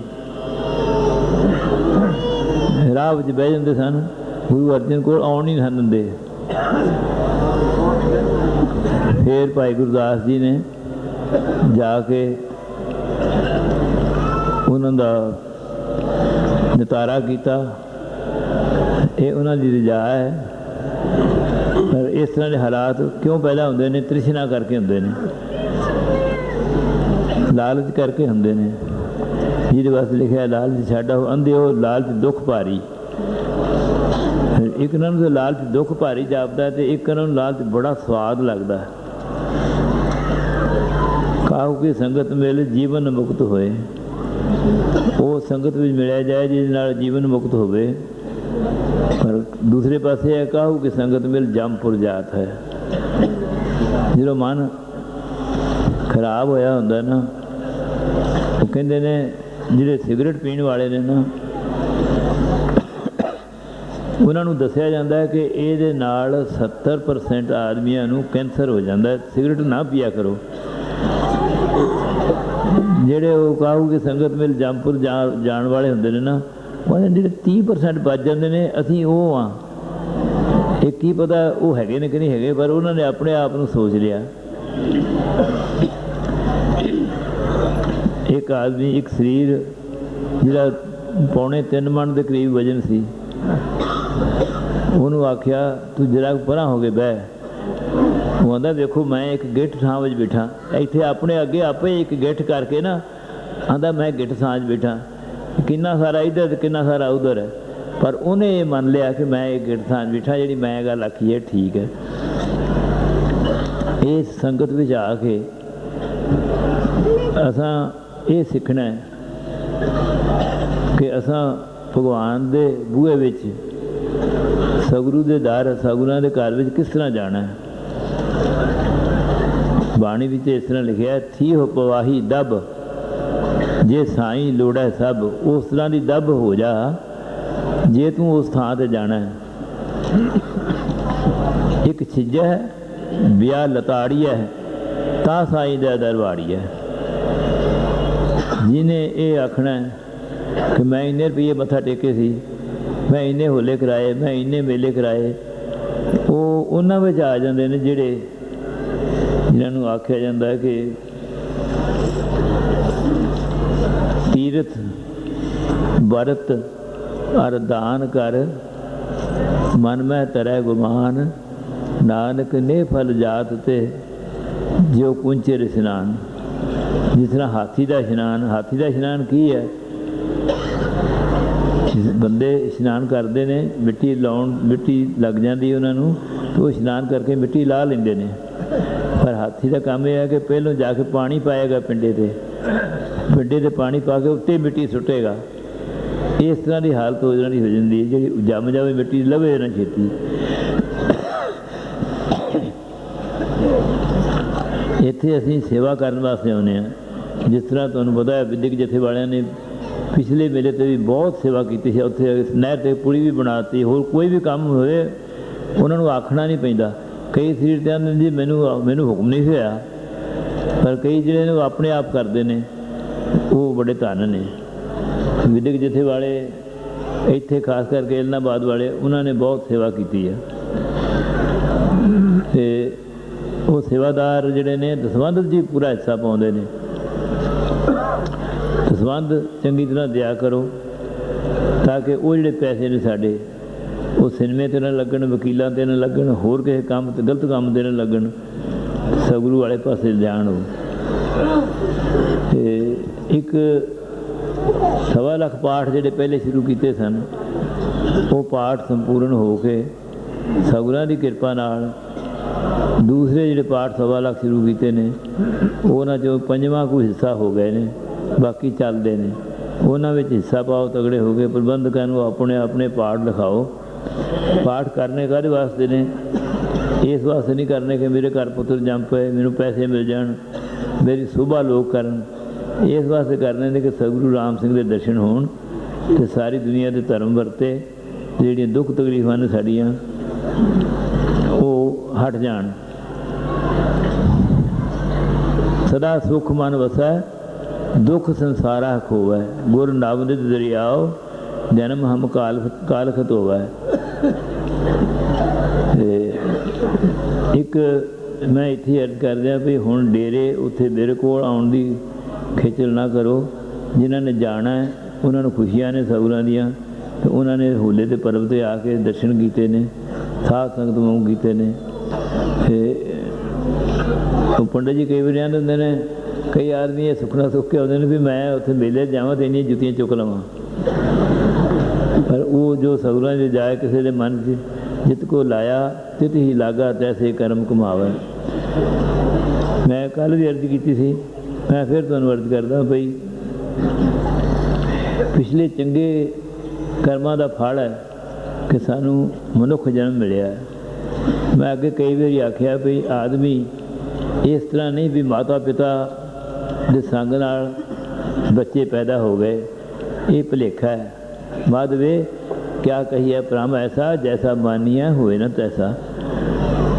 ਇਸ ਗੱਲ ਨੂੰ ਕੋਈ ਬੰਧਨ ਵਿੱਚ ਨਹੀਂ ਲਿਆ ਸਕਿਆ ਅਜੇ ਤੱਕ ਕਿ ਇੰਨੇ ਬੰਦੇ ਹੋਣ, ਇੰਨੀਆਂ ਔਰਤਾਂ ਹੋਣ, ਇੰਨੀਆਂ ਗਾਈਆਂ ਹੋਣ, ਇੰਨੇ ਬੈਲ ਹੋਣ, ਇੰਨੇ ਕਾਂ ਹੋਣ, ਇੰਨੀਆਂ ਚਿੜੀਆਂ ਹੋਣ। ਇਹ ਸਭ ਅਕਾਲ ਪੁਰਖ ਨੇ ਆਪਣੇ ਹੱਥ ਵੱਸ ਵਿੱਚ ਰੱਖਿਆ ਹੈ। ਐਸੀ ਰਚਨਾ ਹੈ, ਜਦੋਂ ਬੱਚਾ ਪੈਦਾ ਹੁੰਦਾ ਉਹਦੇ ਅੰਦਰ ਸਾਰੇ ਦੇ ਸਾਰੇ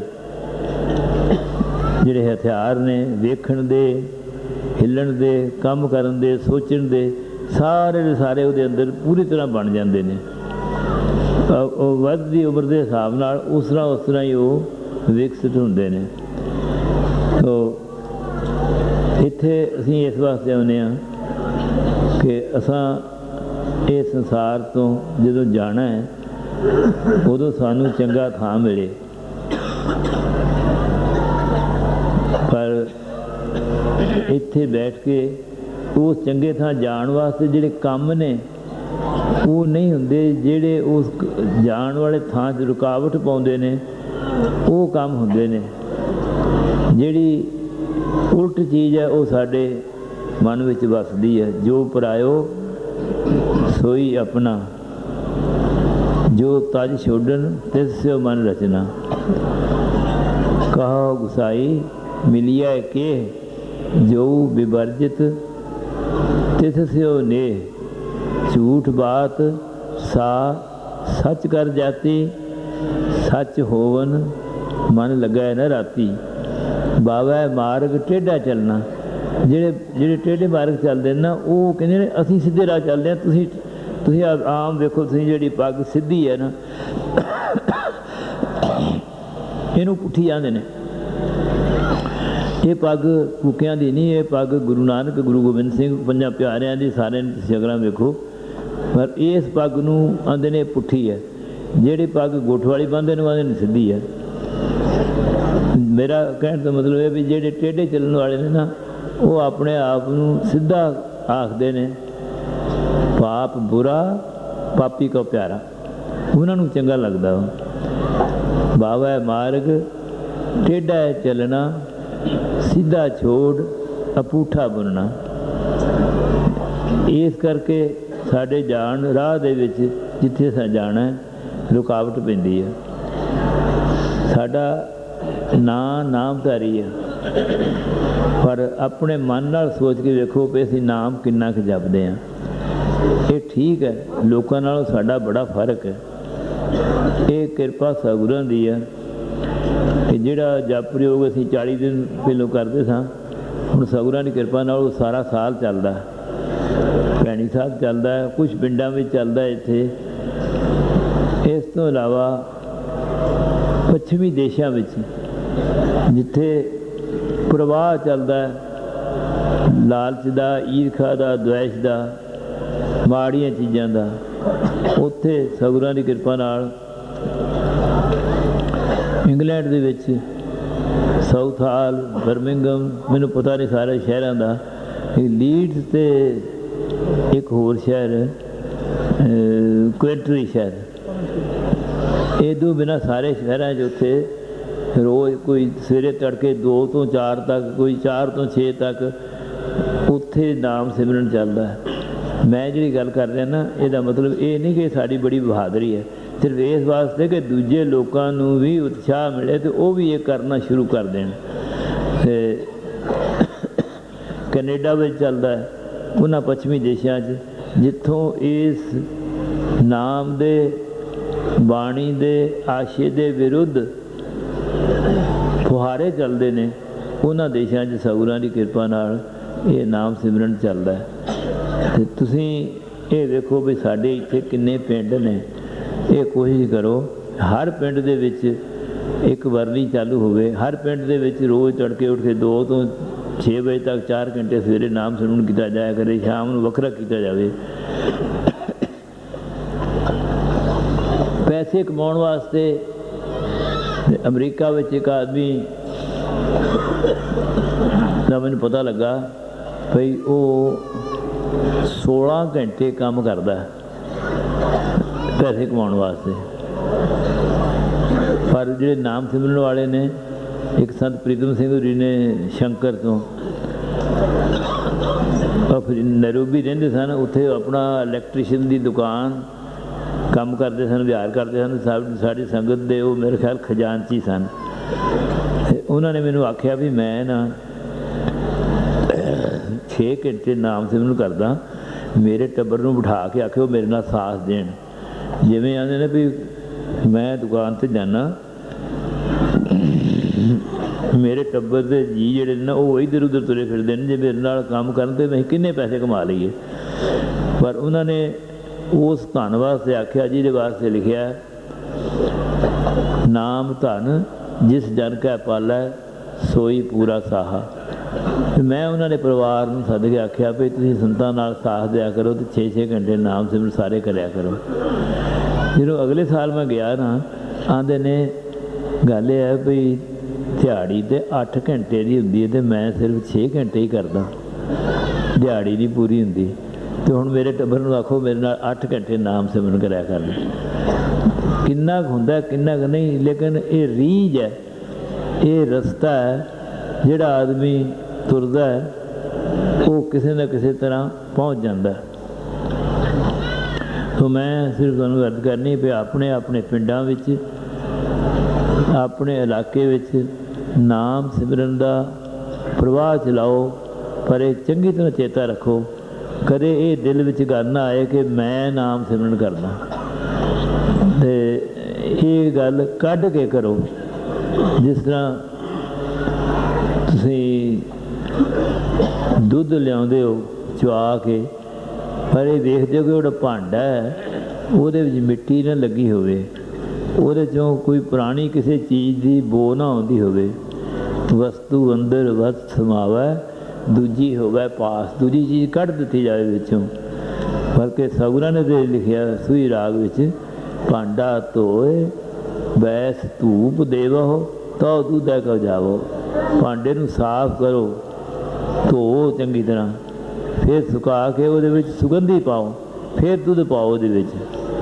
ਇਹ ਆਪਣੇ ਭਾਂਡੇ ਦੇ ਵਿੱਚ ਇਹ ਨਾ ਆਵੇ ਕਿ ਮੈਂ ਨਾਮ ਸਿਮਰਨ ਕਰਦਾ, ਮੈਂ ਕਰਾਉਂਦਾ, ਮੇਰੇ ਆਖਿਆ ਕੁਛ ਹੁੰਦਾ। जब हम होते तब तुम नहीं, अब तू ही मैं नहीं। हौमै नावै नाल विरोध है, विरोध तो हैगा, पर आउंदी उत्थे ही है जिथे नाम जपते ने। जिहड़ा आदमी दुश्मन है ना, वो उत्थे पहुँचता है जिथे उसदा दुश्मन उन्होंने जापदा है। हौमै नावै नाल विरोध है, दोए ना बसै एक ठाए। ये वस ही नहीं सकते, दोवें इकट्ठे नहीं रह सकते। तो पंडित जी कई बार सुनाते होंगे ने भई मच्छर ने जाके शिकायत की रब दे कोल, भई हवा मैनू बहुत दुखी करती है। तो उन्हें आख्या चंगा बुलाओ, दोवां नूं बुला लिया। मच्छर आखण लगा जे हवा नूं बुलाउणा तो फिर मैं तेरे कोल नहीं खलो सकना। आपस में विरोध है इस चीज़ का। तो ये तगड़े होकर उदम करके इसनूं कढ़ के ईरखा, द्वैश, बखीली, चुगली, निंदिया, इन्हां तो बच के सतगुरां दे उपदेश विच तुसां कई बारी सुनिया कि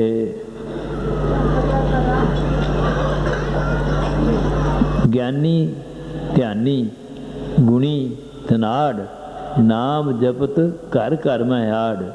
नाम जपण वालियां दे सतगुरु राम सिंह ने हुक्मनामे लिखिया, उन्होंने नाल आडा कभी सो पुज के कीता, सतगुरु ने लिखिया इस तरह।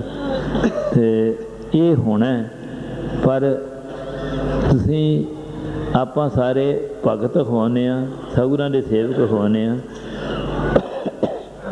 पवन चुरारे माया दे, हर के भगत सदा सिर से। किन्नी हवा चले वो नहीं हिलते। कल तुहानू कल या परसों साधु सिंह ने इत्थे दस्सिया सी कंधारा सिंह की शरधा बारे। वो फरीद जी कथा करते सन, तो उन्होंने आखना वड्डे सतगुरु, तो उन्हें आखना तू भी वड्डे सतगुरु ना, मेरा सतगुरु प्रताप सिंह फिर छोटा होंदा है, मैं वड्डे सतगुरु ना, तू आख्या कर तू सतगुरु राम सिंह आख दिया कर। तो यदा मतलब ये नहीं कंधारा सिंह ने सतगुरु राम सिंह की बेअदबी कर दी है, पर जोड़े गल चुकन वाले ने वो चुक लैने। देखो कंधारा सिंह कितना निकामा आदमी है, उन्हें सतगुरु राम सिंह की बेअदबी कर दी। पर असल गल जे देखो कि किन्नी उसकी शरधा सी। संत गुरदयाल सिंह होरी, संत नगर वाले जे हैगे ने, मेरा ख्याल ये भी नाल सन। संत तरन सिंह होरी, आला सिंह होरी, वरियाम सिंह होरी इस विद्यालय दे विच खूही लाउण वास्ते अर्ज की सतगुरु प्रताप सिंह सच्चे पातशाह के चरणों च। सच्चे पातशाह इत्थे खलोते हो, दसो इत्थे खूह कित्थे लाया जाए। किसी ने आपो अपने सारे ने विचार दसे, सोचते ही सन भी कित्थे आखीए।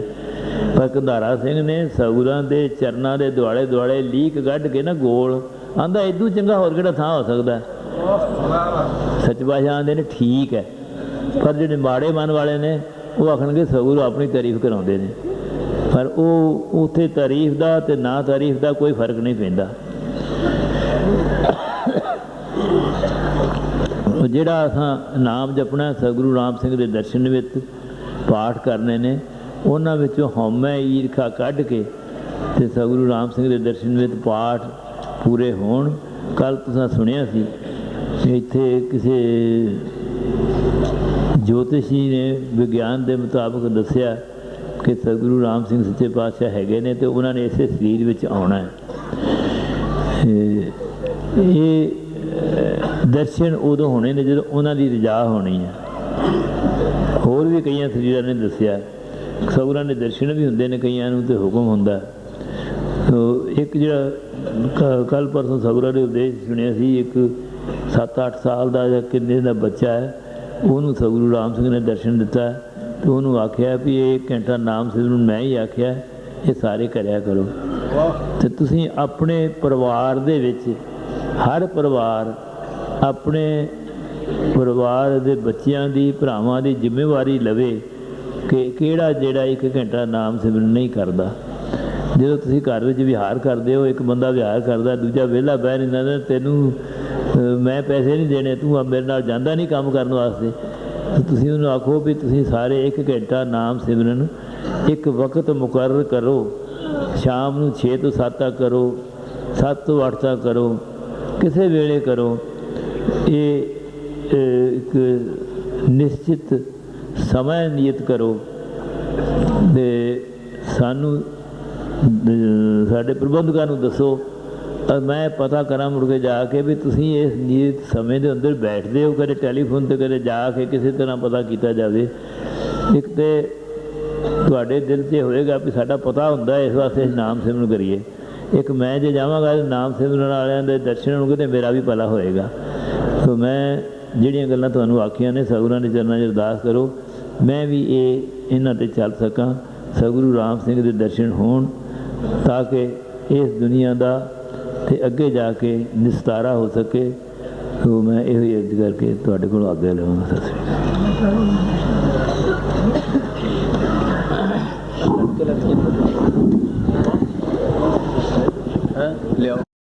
ਲੜਕੇ ਲੜਕੀਆਂ ਨੇ ਮੱਥਾ ਟੇਕਣ ਆਉਣਾ, ਉਹਨਾਂ ਦਾ ਕੋਈ ਸਤਿਗੁਰਾਂ ਦੇ ਦਰਬਾਰ 'ਚ ਸਾਡੀ ਇਸ ਗੱਲ ਦੀ ਮਨਜ਼ੂਰੀ ਨਹੀਂ ਹੈ। ਚੇਤਾ ਰੱਖਿਆ ਬਾਰੇ ਹੋਲੇ ਬਾਰੇ ਜਿਨ੍ਹਾਂ ਨੇ ਆਖਿਆ ਉਹਨਾਂ ਨੂੰ ਅਸੂ ਦੇ ਮੇਲੇ 'ਤੇ ਦੱਸਿਆ ਜਾਵੇਗਾ।